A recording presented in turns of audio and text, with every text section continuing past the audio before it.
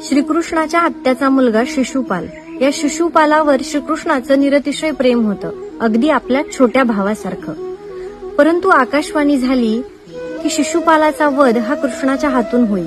यावरून त्याची आत्या खूप घाबरली आणि या घाबरलेल्या आत्याला कृष्णानं वचन दिलं की मी याचे 100 अपराध माफ करेन.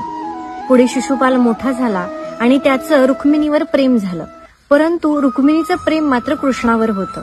म्हणून शिशुपाल हा कृष्णाला त्याचा शत्रू समजू लागला.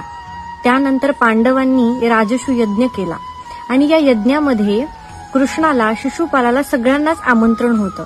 या यज्ञामध्ये शिशुपालानं कृष्णाचा खूप अपमान केला. 100 अपशब्द जेव्हा शिशुपालानं कृष्णाला बोलले ते वचन पूर्ण करण्यासाठी कृष्णानं शांतपणे ऐकून घेतले, परंतु पुढचा अपशब्द जेव्हा शिशुपालाने काढला तेव्हा मात्र श्रीकृष्णाने सुदर्शन चक्रानं त्याचा वध केला.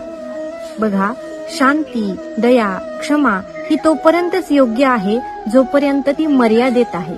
म्हणून कृष्ण म्हणतात, मैं चुप हूं तो समझो मेरा मौन बोलता है.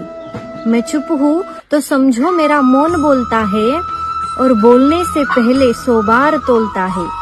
जहाँ कोई शिशुपाल शब्द की मर्यादा तोड़े, हुई बांसुरी मौन वहाँ फिर चक्र डोलता है. जय